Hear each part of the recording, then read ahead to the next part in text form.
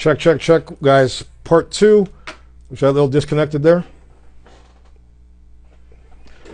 Just waiting for Shane to come back into the room. I think we reached our little point there of breakage. Don't forget, of course, you can join us each and every Sunday inside HotTopicsCelebTV.com. I'm your host, DTEFLON on the MIC with my co-host, Shane Johnson for Actors on Actors series. Everything you want to know about learning about getting into the acting and film and television game. If you have a question, please drop it below. Hold on a second, Shane.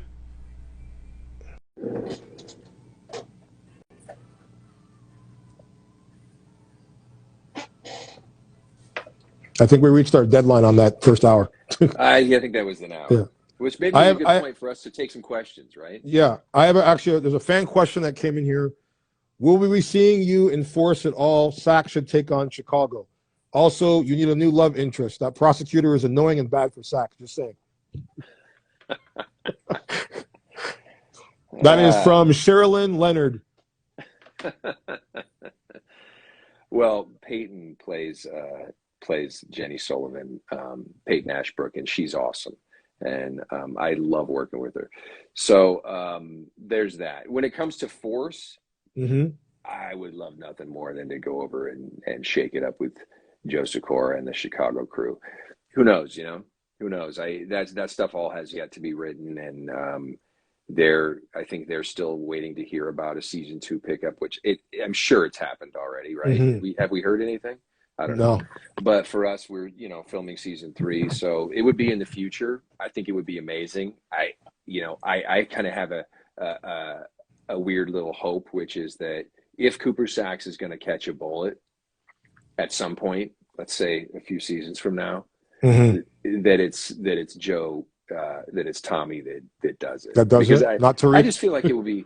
Well, I feel like it's more appropriate that it's Tommy. It's just sort of full circle, and I think the audience would just as a he wanted to kill me before, so it would just sort of be put a bow on that, and I just feel like it would be.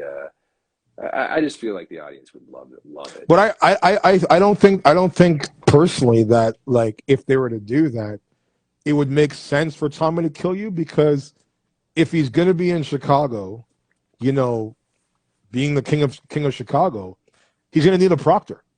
Like, he's going to need a guy that can get him out of those jams, and who better than Sax, who knows him well. Yeah, if Sax fully goes to the dark side, then yeah.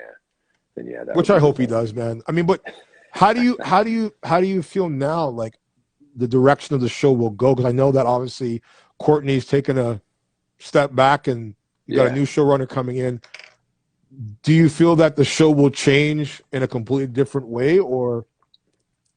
No, I feel like we're in great hands with Brett Mahoney. I feel he's the new showrunner, and he and Courtney have known each other for a long time and have worked together and share a lot of the same sort of concepts about the future of the show. And so will it change? Will it have a bit of a different dynamic, a different tone? I'm sure it will, because but Courtney's still involved, Okay. I mean, she's kind of laying out certainly for season 3. Who knows beyond that? It probably depends on how busy she gets with her insane deal over at Netflix. You know what I mean? So but this is her baby. This is her firstborn, so to speak, and so she cares deeply about it, and I think that she will try to at least keep an ear on it and give ideas and guidance along the way. How do you feel, like, for yourself? Obviously, like, been on the show for so many years now. How do you feel that you've evolved, not only first in character as Cooper Sax, but as an actor, Shane Johnson? Well, I feel like I trust myself a lot more. I feel like I'm able to now kind of, when I want to accomplish something, I'm pretty successful at it. Whereas when I was younger, less experienced, it was, hit and miss maybe a little bit more. And now it's kind of like, oh, this is how this thing should be played, and this is a good way in. And I'm pretty comfortable with that. What I do really love is that the writers, have been so awesome with continuing to add layers to Cooper Sax, from getting him to the point where he was from being a law-abiding attorney who just had like was hell bent on running the place, to a guy that was willing to bend the law, to a guy that was willing to actually commit murder, to then having a family and having that family dynamic, and then having a niece who he's kind of a father figure to, and then having a love interest, and then making a deal with the dark side and working on for the, you know, working with Davis now. So I've come through all these different layers, and everything adds to the complexity of the character and gives me so much more to play. So, you know, I feel like it's always been a challenge. It's not, you know, a lot of people are like, oh, don't you get bored of playing the same character? But it's just evolved so much that it's not really the same character. Cooper Saxe today is not Cooper Saxe from 10 years ago, you know. How do you feel though the differences now, like in compared to this universe compared to the Power universe of the original? How do I feel like he's changed? Yeah. Is it? Well, I feel like he's, you know, I think the addition of the family added a whole lot, even though it was just there at the beginning of Ghost, you know, the first season. It kind of laid some groundwork for like, oh, this is why Cooper Saxe operates this way and thinks this way. And then adding, like I said, that dynamic with my niece, I feel like it's just made him more of an introspective sort of, because I think in Power, one of the reasons it was really easy to hate Cooper Saxe is because he was just like a really driven, you know, privileged, you know, thought that he deserved the world and he should be the boss. And when he saw somebody else get the raise or the promotion, it was infuriated him. He was just, you know, a competitive prick. And now you go, oh, well, he's built this way for a reason. And I think the fact that he didn't sell out and just go work for his family and make millions of dollars, by the way, because being a prosecutor for the government, an assistant U.S. attorney, and then a U.S. attorney, he wasn't making money. Not like the kind of money that he would make working with his family. That's the cush gig. That's the gig that doesn't challenge him and pays him all kinds of money. And the fact that Cooper doesn't want that gives me actually a lot of respect for him, because he wants to forge his own path. He's after something, you know, and he still hasn't found it. You know, he's got that hole, that hunger that he's trying to fill. And every year that gets more complex and more challenging, you know. I feel that they could have done more. I mean, I know they obviously give snippets in the older Power universe on his family, but I don't feel that they dived enough into Cooper Saxe's family, of like, where did their wealth come from? What really is his family about? And why is he so conflicted of like being his own man and not taking the, you know, the easy ride per se of prestige and things like that? Because wouldn't that, to me, more help his career? But it turns out at the end of the day that Cooper Saxe's family, the Saxe family, is actually the connect for the St. Patrick family. And they're selling drugs. That's where they made all their money. Listen, man, and I've been in the vault writing myself, and I was like, you know what? I said, if I was to take, which I hope you get because you deserve it, a spinoff of Saxe, and now that Lorenz Tate's getting his spinoff, I think that with everything that Shane knows, or sorry, Cooper Saxe knows, I would write him into a point of going into politics and facing Tate for that position of mayor or whatever he's going for. Beat Tate, because it'd be very interesting to see those two guys. I always feel that they've played Tate almost like a different version of Saxe. Like there's a little bit of Tate in Saxe and a little bit of Saxe in Tate, because they're very slippery individuals. Yeah, you know, sure. They have a way of you know, doing things and getting things done, but never really getting their hands dirty on shit. Like they allow other people to do their shit for you. Yeah. I think there's a sort of game recognizes game situation exactly with Lorenz Tate. And you know, it's funny. I also feel like I feel like there's a bit of that with us in a very positive, loving, mutual admiration sort of way with Shane Johnson and Lorenz Tate. Like I have, I've gotten to work with him several times now, and I really dig what he does and his approach to the material and how He's incredible, man. he spins like webs out of like very little material sometimes and really turns it into great moments. You know what I mean? He takes something. What I mean by that is not that he hasn't had great material. He's had a ton of great material. What I mean is he takes something that could be very simple and just sort of a throwaway, and he turns it into something that's kind of like, got that twinkle and that magic. And it's fun to watch him work. So for you, like, where would you like to see the character go? I mean, I would like to see, I think it would be fun at some point to see Cooper Sax go full on dark side.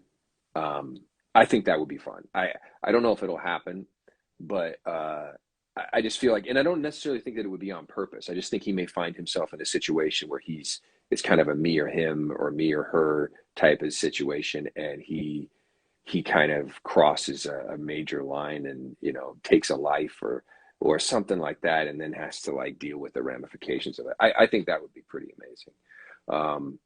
But listen, like I said, the writers have really taken care of me. I have nothing to complain about. I'm thrilled with all the complexity and the onion peeling that they've done. Where's your wife right now? I got to ask her a question. She might be on. Is she on? If you're there, add it. Can you add a comment, Keely? Yeah, tell her to send one.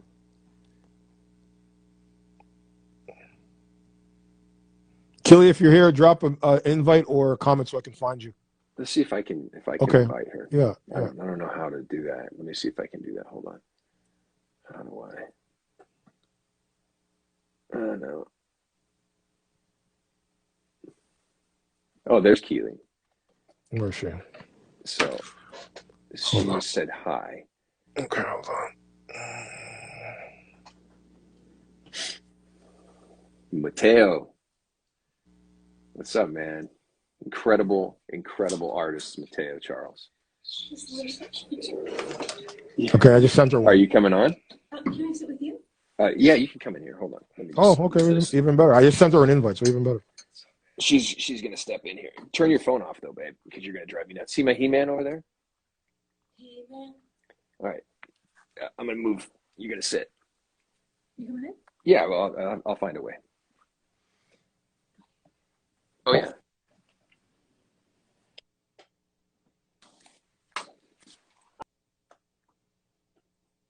All right. What's up? How are you? How are you? I was literally wearing a bra, and I was like, "Oh shit, I'm coming! Holy shit! Sorry." Where did Shane go? He's right here. Why don't you come sit next to me? I want him in. Yeah. Well, then you should just go back onto your phone, and then I'll plug you in. Business. I'm here. This is my channel. This is awesome. So I'm glad to have you on. First question. Obviously, Yes. This season we've seen a side of Shane that we have never seen. His backside. How is it for you? Yeah. Undercarriage? How is it for you watching him in these sex scenes? He looked fucking great. So I loved it. I got to be honest with you. And when he found out that he was having these scenes, he was terrified. Mm-hmm. And so the truth is that before he shot these scenes, we kind of ran them together. I mean, I wasn't like, whatever. I left that to Patton. But I was like, try this shit. Like, go for it. And we discussed it not being like any other sex scene that had been seen. I was like, how does Sax fuck? How does Sax do this shit? Do that. And so honestly, it was great. He was a little nuts about it. He's a little concerned about his physique, which is... Come on, bro. I know. Like, really? Are you? I mean, you want to just sort of beat the shit out of him for even feeling that way. But that's the truth. He was self-conscious, and I was, so most of it was sort of energy towards him saying like, you're good, you're great, you're fine. So, I mean, he looks amazing. He does. He should have had sex scenes a long time ago. Didn't bother me. I guess that's the answer to that. We've had many sex scenes. A lot of them. We're about to have one in a second. It's happening right now. You just can't see anything. Listen, man, the viewership's gonna go up because of that. I mean, I spoke this with Shane before in regards to like having a balance per se of like both of you obviously being in the business, yeah, balancing, careers and family life. How for you, like, how do you balance it? It's definitely tricky because he's back and forth, but he comes back a lot. I mean, he's as dedicated as you guys see him on screen. He's that way as a father and a husband, truthfully, honestly. So it has been very easy to support him. You know this as an actor, you can have a lot of work and then you can not get arrested. So during this time where it's an upswing, I mean, listen, in Power, he had one line. It started off, he was never supposed to stick around. And so once the writers and everybody else sort of fell in love with Shane and things expanded and evolved, I don't know, it's easy to support him. I know what he's doing. It does get tricky as our kids have gotten older because as they get older, they get into more of their own things, football or running, whatever it is that they're into, their friends and all that stuff. And in the meantime, I have my own career. So it is, and then, we work at this acting school and stuff like that. So it's been a balance. It's been nuts. And I stupidly 2 years ago said I would be president of my kids, like PTA, which is something I didn't need. And I'm also the school mascot, which is also a dumb choice I made. She's straight up the school mascot. I am. She dresses up in. Are you serious? Wildcat. Yeah, I have zero shame. Yeah, zero shame. So so it's tricky, but I do know that this doesn't necessarily last forever. It's a moment. It's been a great 9 years of moment, but it's easy to support his journey.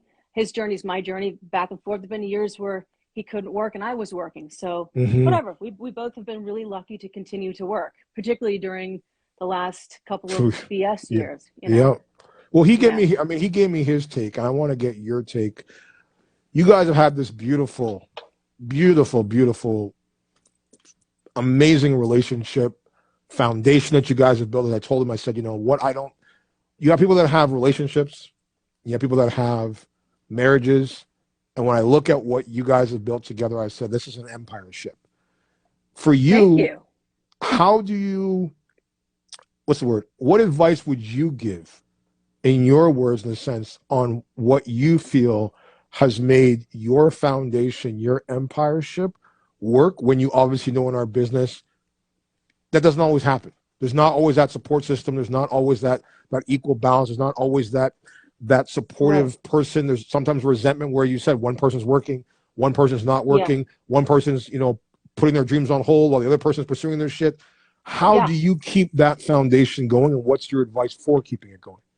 It's not a competition. Like I said, the time years, his race and my race, and as actor, and his, for me as an actor, and him as an actor, and me as a singer, and him as a writer, and then finally we realized that, and we were both really involved, and we knew what the other person was doing, but not really. So we became partners. We opened up a production company together. So his projects were mine, my projects were his, 100%. So it costs us whatever we're doing. So we don't compete with each other. We have mutual respect for one another. You won't find a bigger fan of Shane than me. And honestly, in return, which is great. But I love the shit out of him, but I really like him. I really do. So he's great. As much as many of you may hate him, you would love him in person. He's just amazing. He's, like I said, he's a delight. So like when it comes to projects and stuff like that, even for the for the both of you, what is, do you guys make decisions together in regards, like if he's presented with something, whether he should take it, like do you give him more input, or does he just sort of say, okay, you do your thing and I do my thing? No, I don't need his permission and he doesn't need mine. And I mean that in a really nice way. Mm-hmm. Down to, although we have a shared account, I have my account, he has his. He never has to ask me, nor am I ever going to ask him to buy something. He's a grown man. I'm a grown woman. We can do our own thing. You know, we honestly, we adore each other, but we're independent, Mm-hmm. you know? So Where did he I go? think that Where is he? he's right here. He's standing there like a jackass. I don't tell know him to why grab he's standing over there. Tell him to grab your your phone He-Man. and then grab your phone and then he can link in through your phone. All right. Okay, I'll go figure it out for another day. He's left. He's going into that room. We can't both be the same room. We can be in the same room. That's the whole point of this relationship. This is what we're talking about. You son of a bitch. Just kidding. I know he's coming. So I know you yourself have done some amazing work in the business. Like, tell me your story in the sense of how you feel the industry has changed now for you as a woman, starting off when you started to now. Well, it never occurred to me that I couldn't work as a woman. So I know that sounds maybe not so great, but that's the truth. So even though the odds obviously, I guess, literally were stacked against women, it never occurred to me that that was the case. Mm-hmm. So I went after shit just like anybody else. The first 3 jobs I booked were written for men. They were roles written for men. So I guess I don't take no very well or whatever, you know. I just kind of go for it. So it absolutely has opened up for women, and as it should have. It was time. The industry has changed. I heard you guys talking about social media. Yep. I feel similar to how Shane feels, but I feel like everybody deserves their shot. And if it's sustainable for you, if that's something that you can sustain, the trickiest thing about this business is that it's a business. So for those of us who are creative, that itself is hard to maintain if you didn't figure that out, because it's not just about showing up and, you know, being funny or, you know, being able to cry or or looking good, because that only lasts so long. So you have to have the chops, which is why he always says, you know, you got to study, you know, and that's the truth. You have to have that meat on the bone in order to sustain it. So the industry, it's changed. Is he coming on? Yeah. It has changed, but you know, with that, we all change, and that's fine. It's changed from obvious. There he is. There he is. Hello. I'm here. So, like in an era now that we're in, obviously, we, you know, the last 3 years we went through the whole Me Too movement per se. In an era, I guess you would say, of the Harvey Weinstein aspect, what advice would you give for young female actors breaking into the business to avoid those specific situations? Well, first of all, there's nothing better than your gut instinct. So if something doesn't feel right, it's not. That's one. And, you know, and always, you know, take somebody with you. You should never be put in a position where you should be by yourself. I mean, ever. You shouldn't be walking into somebody's house reading, nothing like that. You know, if you're walking into Warner Brothers to audition, I mean, if we're even able to walk into Warner Brothers, to be able to have something that's not a self-tape from home, then, you know, you've got a reception, you've got a guard, you've got a receptionist, you've got, you know, you may be in the room with one person, but, you know, if you don't feel right, you leave. You have every right to be all that you are. And if that does not sit right with you, then you piece the fuck out. Have you ever been in a position to have that casting couch experience? I have had a similar experience, an experience once-ish. And to be honest, the thing that sucked maybe the most is that there was a woman in the room.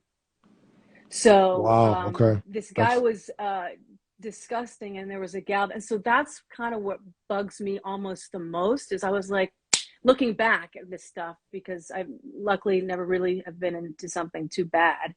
But I'm, you know, I don't know. I for the most part, I'm an Italian Jew, so maybe some of this sort of like, maybe you don't fuck with me so much does carry in the room a little. But that doesn't save you from a total asshole situation. I'm not saying anything like that, but I don't have that maybe much of a gentle vibe as much as maybe somebody who's a little softer around the edges would be. But But when I look back at this particular audition, this moment, I remember going like, shit, you know, she was in there. She was in there, you know, and I hope that she got out of there right after my audition. And he was just he was a creep and he was inappropriate. And I, in the moment, was like, you know what, I'm gonna leave. And I left. I didn't even read. You know, I just left. I was like, peace out. This is a question for both of you though. Like, you guys have obviously, you know, established both your level of celebrity. How much has your life changed once you, like, I mean, what was the, for both of you, what was the moment that you were like, you felt that something is different, like in how people see you on the street, or a certain role that you both, you know, got where you're like, okay, I've made it. When was that moment for you, both of you? Shane, you can go first. Well, I mean, I guess to a degree, it's kind of like it's a process. Like it's still kind of happening, you know. Mm-hmm. Like I don't know that it was a moment. I feel like I'm not there yet, you know. I feel like I'm headed for that.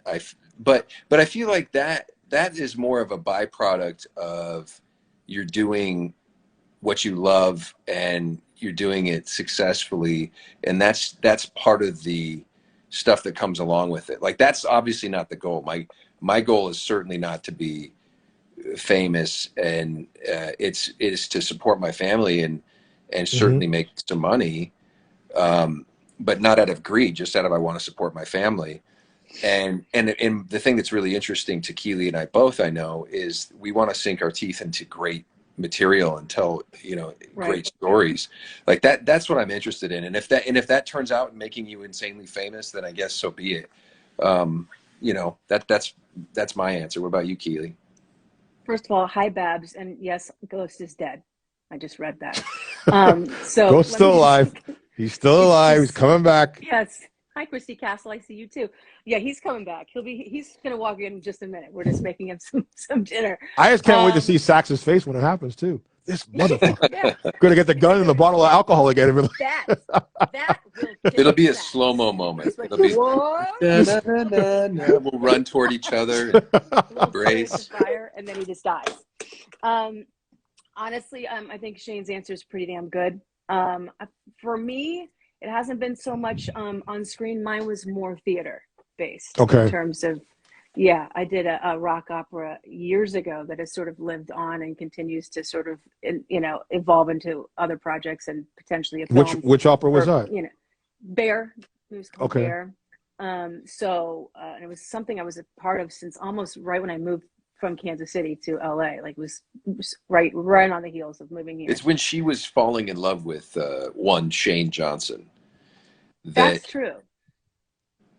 Yeah, and me That's too. true. I saw that show probably 50 times, and she was incredible in it. It is an incredible show. Fun How fact, did you guys meet? How did you guys meet? Oh, how did we meet, Shane?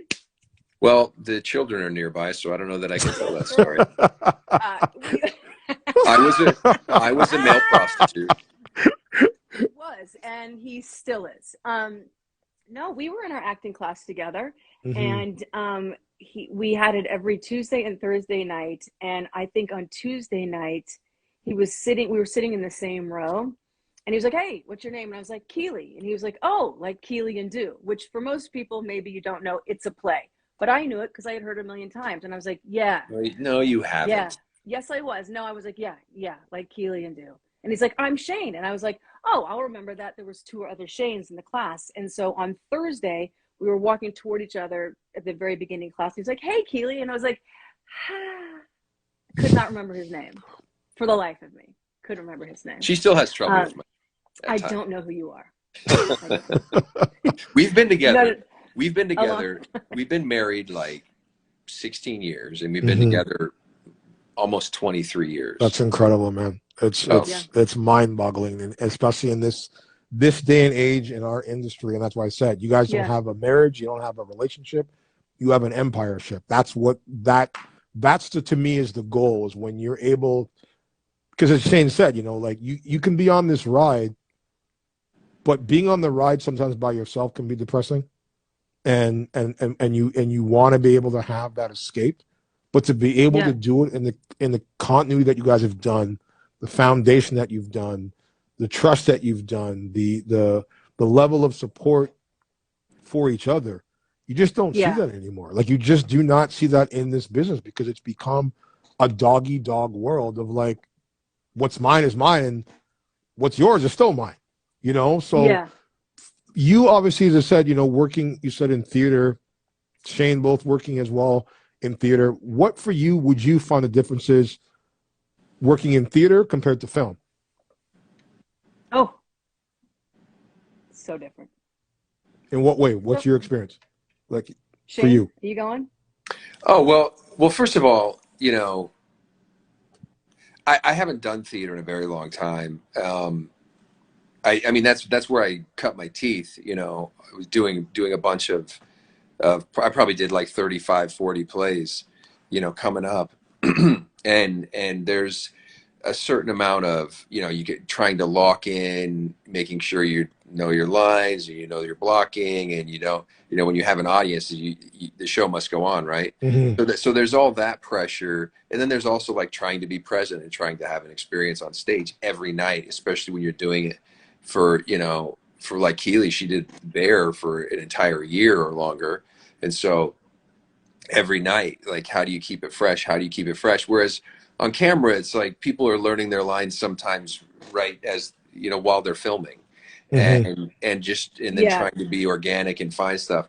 I don't, you know, Keely and I don't operate that way. Like, we try to work on it and have plans and have a character and know what we're doing before we show up. But it's certainly much more short lived, and it's hotter in some ways, because it's like it's momentary and then it's gone.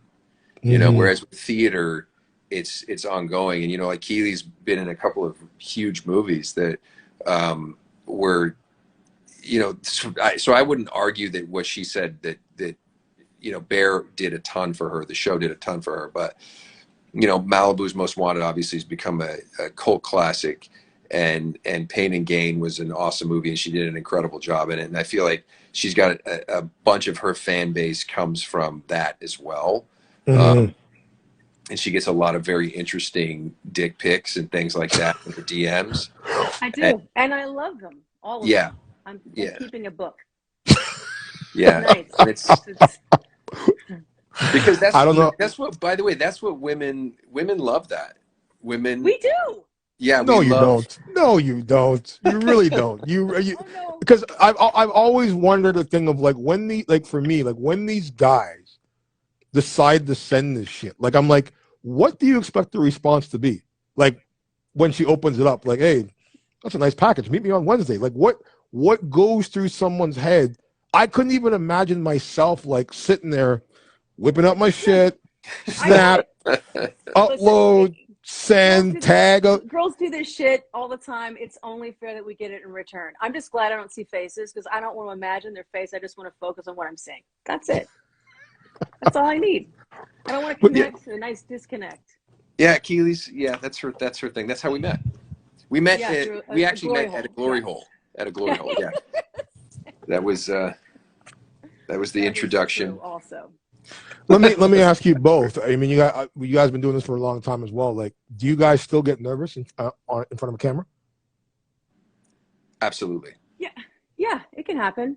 It can definitely happen. Yeah, you kind of want to get one out of the chamber a little bit, you know, and that helps. And theater too. Theater, I mean, in terms of the last conversation we were just having, theater is, Mm-hmm. you got one shot, that's it. Mm-hmm. You know, you go up on your lines, like, no one's resetting for you. Like, you got to figure your shit out, particularly in a musical, because unless you're just going to start like happy birthday to, and then the chicken, and, you know, you can't make that up. It's like what it is, you know, Mm-hmm. to a rhythm. So that's it. You get one shot. But yeah, you can get nervous, but, you know, ultimately, hopefully you've done enough reps in working on your material that now it's just like end action, and it's just another rep, and then you get another rep, and then you know, a different angle. But yeah, you can have nerves. I know that he gets nerves too. Do you certainly prefer the He's pressure? Do you prefer the pressure of like the theater more than, you know, the slow aspect of prime time? no preference, different beast. Yeah. Which one do What you about find you? more challenging? Me, I mean, theater is more challenging. way more challenging. Way more challenging. Like to me, Yes. that you have to Yeah, be yeah, yeah. on. But I believe that pressure, the way I look at it, I said this to Shane before, is that like whether because we're all looking for that. I think as actors, you guys have obviously seen the movie Legends of the Fall with Brad Pitt. Yes. Yeah. Okay, Yes. and I think we've all, when we get into business, want that moment that Brad had at the end of that movie where you're like, the first time you saw it, you're like, this guy's going to be a star. Like you knew in that moment Yeah. that this guy was going to be something special. And I believe that like when Yeah. you're going for any job, or even necessarily, and this I was talking with Shane, like with sometimes you get a bad script, you get a really crappy script. Mm-hmm. It's up to you, I believe, as an actor, to find a way to make the script work, even if it's shit, because I look at Yeah. that potential person that's watching you for the first time. It's almost like an audition for another role that you haven't gotten. Like you could Oh, play it yeah. and be really crappy and just say, okay, But you know what? that is your audition for your next or down the road piece. That's correct. It's always up to you. And yes, I heard you guys discussing like, actor versus meh script. And I do agree. But that being said, you can still have someone make some good choices. I think some stuff can be forgivable if somebody makes some interesting choices. So what's your, like, I mean, for both of you, like what's your approach when it comes to taking a certain role? Are you more interested in the script? Are you more interested in who's in the movie per se with you, who you're working with, or who's directing it? Script, director, who's in it for me, I would Yeah. say. Yeah, I would say that too. Because And also the part, right? Like your particular part in it. And because sometimes, you'll be like, oh, this is really great, but this isn't my casting, or I'm not into that particular role. But, I would agree. I think it's the script first and foremost is the thing that's going to be exciting, because we've all had those auditions for things that you're like, well, it's actually a pretty interesting role, but the script is awful. Mm-hmm. yes, but I'll tell you, the very first job that I had when I moved out to LA was I worked for a friend's mom who was a fantastic casting director, who was Phyllis Huffman, who has since passed, but she cast all of Clint Eastwood's pieces. And so I got to work with Clint, which was amazing. And he is fantastic as a human being, but he was just great. But Clint gives you one take and then you move on. And that's it. Unless a light or a boom is just going to go across, that's all the fuck he's given you. That is it. So I think it's really important to find out who the director is. When I booked Pain and Gain and I knew it was Michael Bay, told me a little bit about what we were going to do with this piece. I knew how he shot things. I knew what kind of action he wanted, but this was a piece that he had wanted to do for like 20 years, but he had all these deals with Paramount before that. So they wanted just action, action, action. And he wanted something that was a little more story driven. It was a very different piece for him. But it's, you learn a lot from who's attached to a piece. But script is obviously, the very biggest clue that you're going to get. What about you, Shane? Yeah, I would say that. I would 100% say that it's the script. And sometimes something is just so incredibly written that you're just like, oh my God, I have to be in this movie. Now, granted, you might not get cast in it, but just as an actor, that's where your heart goes, as you go, this script is unbelievable. And, right. And just to be, a part of something like that sometimes is worthwhile. But you also just never know. I mean, you never know. Sometimes movies, I mean, like look at, just as an example of Good Will Hunting, that everybody passed on and no one wanted to make. And finally, what was it? Gus Van Sant finally at a party was like, all right, fine, I'll do your movie, whatever that story is. And then he ends up winning an Academy Award for, they win an Academy Award for the best screenplay, and they couldn't get the movie made, and And that's just like one example, but there are so many stories that are like that. So the other thing I would say is, if you're a creative, if you've got a script, if you're a talent, believing in yourself and believing in this story that you have to tell is Right. valid. I mean, it's one of the things that, Keely and I are doing now, is going, what can we get off the ground and produce ourselves and act in Right. ourselves and wrangle people together for, and use our relationships to make happen. Because, and it's scary, because you're putting your ass on the line. You're vouching Mm-hmm. for you're vouching for the material.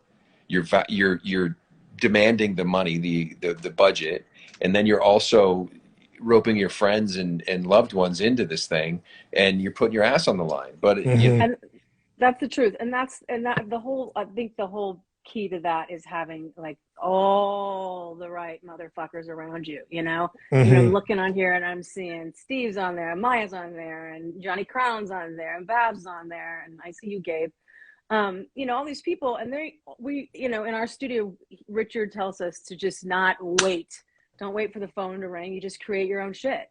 Like, I Mm-hmm. mean, whatever it is that you're after, you create the evidence, and then you present it to the world. And maybe it's not the first person who answers, the second person or whatever, but we've all, I mean, like Johnny Crown's got like a comic book series, I'm sure he thought, I'm coming out here to do, he's a musician as well, and an actor, and he's great at all those things. But like, you create your own shit, and then you have to have that force. But we all, in our group of friends, we all, we support each other and say, like, how's that thing going? Like, come on, how can I help you? Like, we've had more people hold booms for each other and like shoot shit and help edit or find the right song. And that's how, I mean, that's why, you talk about like my relationship with Shane, like we have a lot of that kind of, Mm-hmm. Brandy. Hey, Brandy's on there too. I mean, all this, like, we have good peeps around yeah, us. yeah, Makes it easy.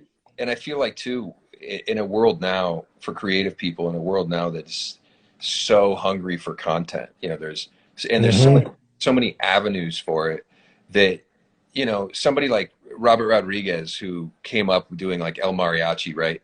And when Mm-hmm. Right. he started with a couple of VHS recorders and edited together that first movie for a couple grand, or the guys that made Paranormal Activity for a few grand, the first one. It's like there's it's ripe for that. It's ripe for uniqueness and creativity, and I feel like getting together like-minded people that are supportive and loving and have a mutual passion. I feel like you can't lose. But I do feel like you have to hang yourself out to dry. You've got to go, well, let's go full tilt and go for it. Because there's a lot of Right. half-ass stuff out there, and Mm-hmm. half-ass stuff will always be half-assed. Kelly, do you feel though that the industry though now has gotten less away from storytelling and more CGI? Well, that's the CGI is still storytelling, right? I mean, as an example, Thanos is really, it's like a full three-dimensional character. It's unbelievable what they've done with the CGI. Granted, they've got Josh Yeah. Brolin voicing it and doing an incredible job with the voice, but he had emotion, he felt real, it was palpable. You know, CGI is certainly changed what we're doing. We talked about it earlier Mhm. about the green screen thing. Like, how do you act with a bunch of dots and in front of a blue or Right. green screen, when there's, I haven't really had the opportunity slash challenge to do that Mhm. much. Everything I've done has been pretty practical. If there are effects, they're practical effects. Like, I've been lit on fire a few times, jumped out of windows, things like that. There's no CGI. Yeah. Do you prefer to do your own stunt, Shane? Like when that, or would you rather do a stunt double? I I wouldn't know I go would that prefer to do far. my own stunts. What'd you say? I said I wouldn't go that far. Shane I do hits his use a head stunt. everywhere he goes. I do use No, a stunt ass. So I have like a guy that comes in for what? my ass shot. It's a woman. Someone for Shane. It's actually for for Keely's. It's for actually Keely's act ass. for actors that have obviously Yeah. never done the sex scenes, how do you prepare for that mentally? Honestly, the thing that I thought about the most, other than of course, trying to get myself physically into a place that I was happy with, um, was the main thing is just going, I didn't want to focus on the physicality and the sex aspect of it. Like I wanted to have that sort of thought through, the choreography of it kind of locked in so that I didn't have to worry about that. And I wanted to focus on the storytelling. Like Kelli said earlier, like what I really wanted to do with Peyton was go, okay, so what is this about? Because even on Power sometimes I feel like, and certainly a lot of the sex scenes you see, it's about the sort of glamour and the beauty shots and the sort of look at how sexy this is. And I was like going, but that's not Cooper Sack's story here. This is going to be like, how kind of kinky is it? How weird is it? How, like, what is he after? What's his story? What's her story? How are they coming at each other? And I feel like all that makes, as an actor, helps me get through it because I can focus on the performing of that stuff. And you know, if it were a different movie, if it was more about the glamour, that would probably be hard. That would be harder. You know, this wasn't about like, oh, let's look at how beautiful Cooper Sax was. It was never that. You know, it was never that. So if that would be a whole different, you know, if I was trying to be like, you know, that, it would probably bring in a whole bunch of additional insecurities, you know. What do you, I mean, for you, Kelli, do you in the roles that you play, have you ever felt uncomfortable per se, number one, in doing those type of scenes? No, I really haven't. I've been really lucky. I've had great people that I've been able to work with that I trusted. And, you know, you definitely, you don't want to have that be like your very first scene up. That's uncomfortable probably. But as long as you connect with the person and you're like, hey, I mean, that's the thing that I've kind of always do is I'm like, are you cool with me doing this? Or you're, you know, I'm comfortable with that. And then once, I mean, listen, in Pain and Game, I worked with a guy, Michael Rispoli, who plays like my husband, boyfriend, whatever. And up front, like from jump, I was like, so listen, I'm probably going to do this. And I might try this. I might try that. Are you fine with this? And he was like, okay. And I was like, I'm comfortable with this. I'm comfortable. And he was like, all right. And so we did all sorts of shit. And 80% of that film of our scenes hit the cutting room floor. So you never even saw them. So all of our raciest shit you never saw. But for the most part, I try to connect with the person beforehand and get some sort of reality with him and vice versa. And same with Bar Paley in that film, because at one point I think I just grabbed her and kissed her, which also make the film. But no, I'm fine with it. You know, I you know, they're professionals. If you're working with someone who's not a professional and just trying to like, you know, hitch up, then that's something else. But yeah, that's their problem. And in the last handful of years, anything like that now, it has a basically a choreographer. They've got an intimacy coordinator that has for you know, for security purposes essentially. Okay. So you're filtered through this sort of net of an intimacy coordinator that's like walking you through everything. It used to be like Kelli was saying, like even just a few years ago, it was a little bit more like, and it probably still is like this maybe on stage, I guess, or an indie film, but I feel like the days of going, hey, so we should practice, or, you know, that's what actors do, right? Hey, we should practice getting comfortable with each other and like, let's rehearse. You want to come to my place and we'll rehearse? It's like we did that. We did that. Yeah, we did that for sure. We did do that. For sure. We did plenty of rehearsal. We rehearsed a lot. And now we're and I don't even think we were working on a scene. We were just rehearsing. How do you, for you, obviously, I mean, we all know the stage kiss. How do you know when you are putting out a good kiss that you know is not going to look like shit on camera? Listen. When you see it.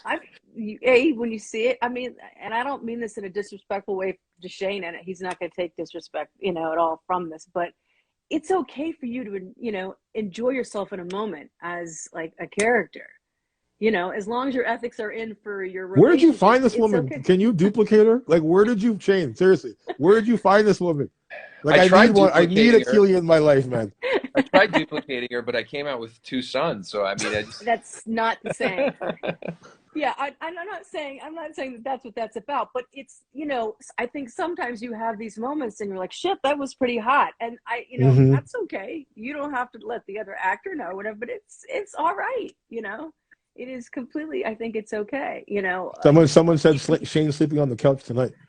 Oh hell no, he's not.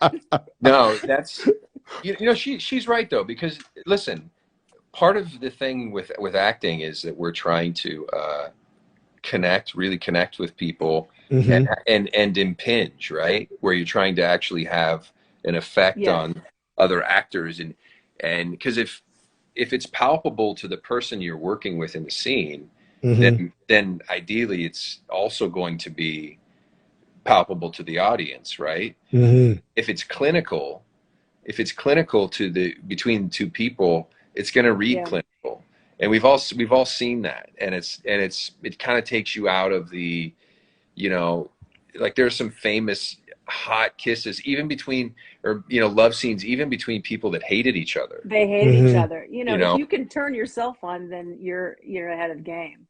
But you have to be able to act and fall in love with the chair. You got to just, she doesn't even need me. See, she doesn't even need me. I do not. So I know, Shane, you said that you have a hard time staying motivated. Kelly, do you have that same problem? Um, no, I mean, and he doesn't so much either. He's hard on himself I would say that's the That's bigger true. thing for him. Um, no, I think sometimes the hardest thing for me is to prioritize, to make sure that I'm like 100% here, 100% on there. And that's a good question. No, How do you prioritize and balance motherhood, the industry, and being a present wife? I mean, I don't have a lot of a choice. I mean, I'm like, I know I got to get up at this point. I know that everything, I mean, I'm pretty organized. And Hmm. so the way that I do like our night before a day of school is a little obsessive. Everything is set out and done. Their clothes are out, the placemats are out, the vitamins are out. Like I know what they're going to have. Everything is packed. I have things in the door so they can't pass through the door without taking that shit. Hmm. Masks included, all that stuff. So I know that I have between the time that they are dropped off and the time that they'd be picked up, and they have two different pickup times, that I only have this much time to myself. And once they're home, who knows what's happening after that? Could be an extracurricular, like I said, sports, football, whatever, a class they may have, an assignment they have that they told me about just now and it's due in the morning, whatever it is. My time is spoken for. So I have to just go, this is what it is. Hmm. I just put blinders on. That's the real honest answer, is I have to just put the blinders on and I get done what I have to. I probably don't get to do as much social stuff as I would love to, and so that when I do it, I blow it out. But I'm good about keeping my eyes on the prize. Have you ever not gotten the job because you are a mother? Well, fuck them if that's happened. Actually, I don't know. I have no I idea. don't. Because I know a lot of people have had that Here's what I'll issue. say. I I'll tell think you that, what. I did a film years ago where they had somebody, they fell out. My agent called me. They said, they just want to meet you. I was like, I haven't read anything. They said, just go in there and meet. And they gave me this script, some sides in front of me. We're sitting at this big long table. And they said, I just want to let you know the script's about, and blah, blah, blah, blah. And we actually were starting to shoot. They were shooting very soon, like days soon. Hmm. And I'm thinking, I just found out I was pregnant. Like I was pregnant.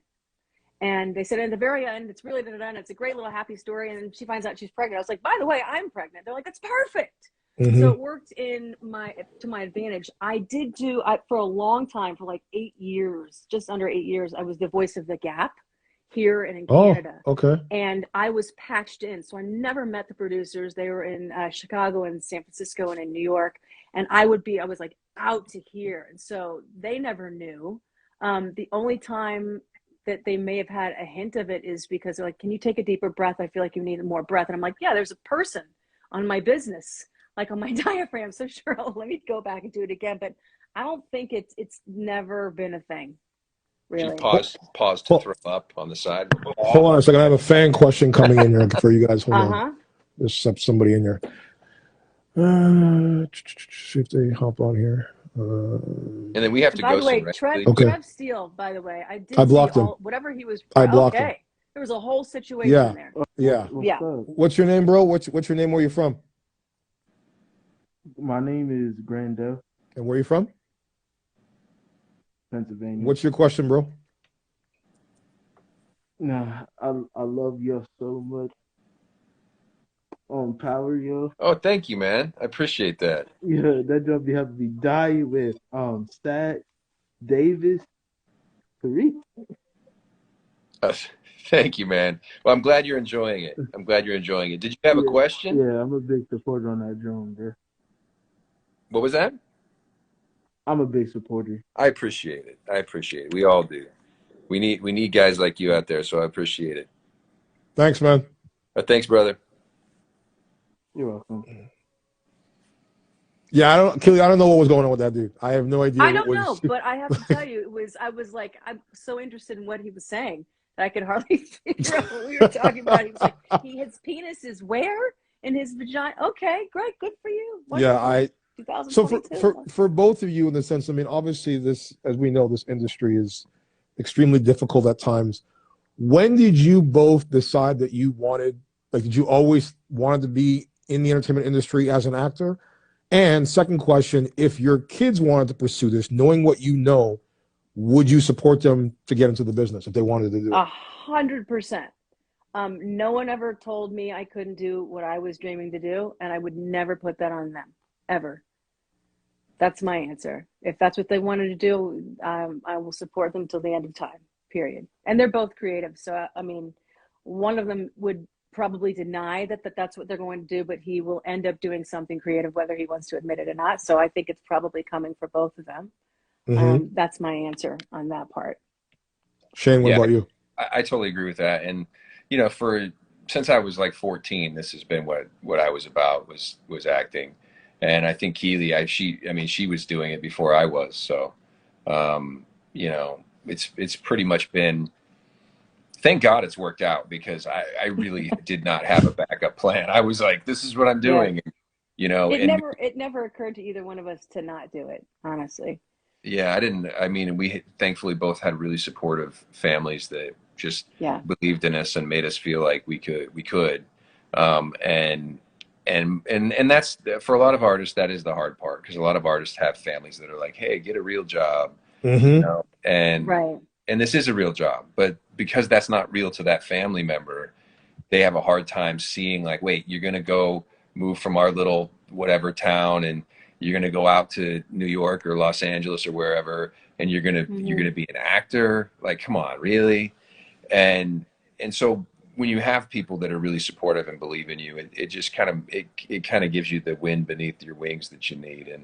And we were both blessed with that. What do you guys say to the naysayers that, like, someone who wants to get into the business and hears those people that say, you know, why would you want to do that? Get a real job. What's your advice for them, for people that are in their ear saying that shit to them? Well, you got to have the right people on your bus. So we were talking about earlier, you know, you just must have the right people around.